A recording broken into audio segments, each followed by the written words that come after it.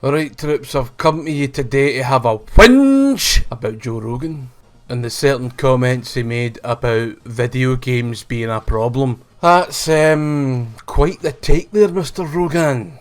And it's not a view I think the greater gaming community agrees with, Mr. Rogan. We take issue with your pishy statement. Oh yes, I take a lot of umbrage with the shite you say. And this is the first time I've really went, wait a minute, excuse me, what? Gaming's a problem? No, you've got a gaming problem. That doesn't mean I've got a gaming problem. Okay, I can pick up a controller for a couple of hours and then put it back down again and go about my business. Doesn't mean that I've wasted my time. So if I'm wasting my time playing video games, I must be wasting my time doing any hobby. Learning to play an instrument. Well, that's a skill. So is playing video games. It involves reaction time. It involves fucking spatial awareness so you don't crash your fucking car in GTA over and over and over again. You understand? There's wee skills that can be brought out for just about anything you do as a hobby. So don't sit there and say that my hobby's a waste of time just because you can't control yourself. And the worst of it all is he sits in a wee room, talks shite to people for hours and thinks he's actually changing the world. Fucking hell, really? People don't listen to you and take you seriously, and they're going to take you even less seriously, for want of a better fucking term, now that you're like, oh, well, hobbies are just a waste of time. Well, what if you go and try something else, Mr. DMT, smoking the weed every fucking day, pished out your fucking nut? You look like you're really contributing to society. Is this because you've got $100 million deal with fucking Spotify? No, I'm gonna move my podcast to Spotify because they've paid me a lot of money to move my brand off of YouTube because YouTube weren't paying me a lot of money. Well, they probably were. I don't fucking know, and I really don't give a shit either. So I think at this point we'll take a wee listen to what he's actually saying. The wee segment that I found online, that everybody's found online. Let's have a see and listen, eh? And video games are a real problem. They're a real problem. You know why? Because they're fucking fun. Addictive. And you don't. Yeah. Well, I have a real problem with them. And you do them, and they're real exciting, but you don't get anywhere. Right. It's like you could do like martial arts, right? You could learn jujitsu. You get obsessed by jiu-jitsu, and then 3 years later, you're like an elite jiu-jitsu athlete. You're entering in competitions. You're a purple belt. You're moving up. Yeah, you're doing well. Right. You're thinking like, I might be able to open my own school one day. You got confidence. Yeah, if I have 100 students and those 100 students are paying me X amount of dollars per month, I can make a living. Holy shit, I can have this would be amazing. And then you see your jiu-jitsu school, and your jiu-jitsu instructor has all these students and drives a Mercedes, and he's got a nice family, and like, that's the future. This way, you're doing something exciting and fun, and you don't.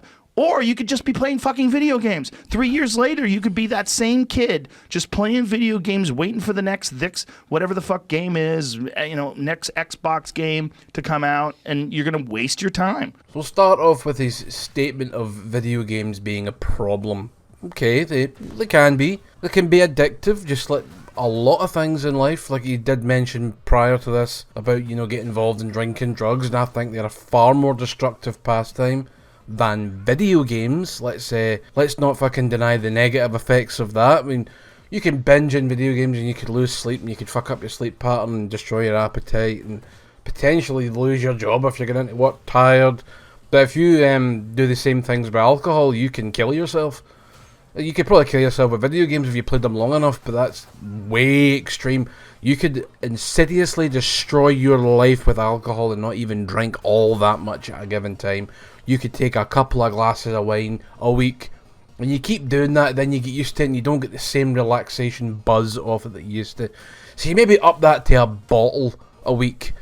And then from there, down the months, down the years, it spirals and becomes 2-3 bottles. Then before you know it, you're a full-blown alcoholic with cirrhosis of the liver. Yeah, that's pretty bad. Or you go down the road of drugs and you'll destroy your life far quicker than that, depending on what you do. I'm not talking about people that recreationally smoke weed every now and again. I'm talking about the people that will fucking be bored at their tits and then smoke heroin and then inject it into their eyeballs, and then before you know it, they're fucking trying to staple their fucking ears to the fucking wall with a fucking Black and Decker, and they've got fucking yeah, it's just a mess. But no, video games are the real problem here. Okay, okay. And I think Joe didn't touch on the drug thing too much because he's a fan of drugs. He likes his DMT, he likes to smoke his weed, he likes to drink his alcohol, and he's usually doing that in every fucking podcast. Everyone that I've seen, he has been maybe dabbled in that some way or some form. I don't watch a lot of his stuff. Because he talks to people I don't know who they even are, and at that point I'm not actually all that interested, and to be quite honest with you, he's sounding out of touch in this one. It's like you just sound like a grumpy old fuck. Doesn't really understand the newer generations, but you do know what video games are, and you know what they're capable of, and it's really you that's got the problem, not me. And he'll talk about, oh, you could learn jiu-jitsu or whatever, you know, if you're that way inclined. Now, personally, I am not that way inclined. So if you spend 3 years playing video games as opposed to 3 years spent in a gym learning jiu-jitsu, if you've done the video games, you've wasted your time. But if you're doing the jiu-jitsu, you could become a world-class jiu-jitsu athlete in 3 years. I don't fucking think so. I'm willing to put money on that a lot of the jiu-jitsu athletes out there have been doing it a hell of a lot longer than 3 fucking years. And do all of them own a gym? And do all of them have 100 students? That's the big lie we're peddled in society, that if you just work hard, work your hardest, you'll succeed and you'll achieve, which is a fucking lie. It's not how life works. There can only be so many CEOs of a company. There can only be so many presidents, usually one at a time. So to think you're just going to do jiu-jitsu for 3 years like a fucking nutcase, and all of a sudden, ping, you're going to have this gym, you're going to have money, you're going to have a nice family, and you're going to have all these possessions. It's a fucking lie you're being peddled there, because it's a hobby and it should be treated as a hobby. You shouldn't get obsessive about any hobby. Any hobby. Anything can be destructive. Anything can take over your life. Good God. And here's another problem that I have with what he's saying, is that it just seems to really boil down to possessions and money with him. And that's just really fucking pathetic. I don't think my hobby needs to make me a living, because it's the kind of thing that I do when I come home from the work in my job. I actually, I have a job. I do my 40 hours a week. I know he's not a big fan of that, but we're not all lucky enough to become mediocre fucking comics. I'm sorry, Joe, your stand-up shite, mate. Well, it's not shite, it's mediocre. It's shite mediocre, okay? I don't like it all that much. I don't think it's all that special. Fucking dime a dozen comedian. And I know he's done MMA and he can kick really hard. Wow, he can kick really hard. How's that benefiting society? I know not everything needs to benefit society, but the way he's going on about it is if video games are this big insidious fucking society destroying monolith, and I'm just like, here you wish you talking shite. Can you do that, Joe? Can you sing as good as I can? No, you can't, 'cause you are the supreme fanny. So basically, I think he's talking pish, as usual. He's jumped on a bandwagon that's actually very easy to jump on. The controversies of video games are known far and wide. It's easy to bash, it's easy to blame. I just expected better of somebody that's supposed to be so fucking enlightened. Turns out people actually aren't as smart as you think they were. And everyone's entitled to their own opinion, and I'm entitled to disagree with it, like this, like I'm doing here. You want to put a video out saying one thing, well, I'm entitled to put a video out saying the thing that you said was wrong, or ill-informed, or how you made yourself look like a twat. I make myself look like a twat on a daily basis, but I do it for fun, I don't need to make money off of that. And not everything needs to be monetized, because that's just... well, fuck, that's just the road down to corporate greed, is it not? But what the fuck do I know at the end of the day? And I'm going to leave you with a few words for one of my favourite comedians, Mr. Bill Hicks. See you all later. Is there a point to my act? I would say there is. I have to. The world is like a ride at an amusement park, and when you choose to go on it, you think it's real, because that's how powerful our minds are. And the ride goes up and down and round and round. It has thrills and chills, and it's very brightly colored, and it's very loud, and it's fun for a while. Some people have been on the ride for a long time, and they begin to question, is this real, or is this just a ride?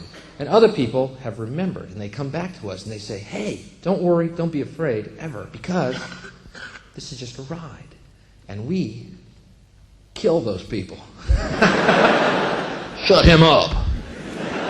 We have a lot invested in this ride. Shut him up. Look at my furrows of worry. Look at my big bank account and my family. This has to be real. It's just a ride.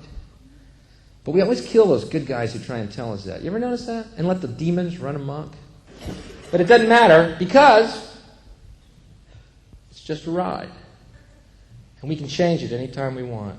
It's only a choice. No effort, no work, no job, no savings of money. A choice right now between fear and love. The eyes of fear want you to put bigger locks on your door, buy guns, close yourself off. The eyes of love instead see all of us as one. Here's what we can do to change the world right now to a better ride. Take all that money we spend on weapons and defense each year and instead spend it feeding, clothing, and educating the poor of the world, which it would many times over, not one human being excluded, and we can explore space together, both inner and outer, forever in peace. Thank you very much. You've been great. I hope you enjoyed it.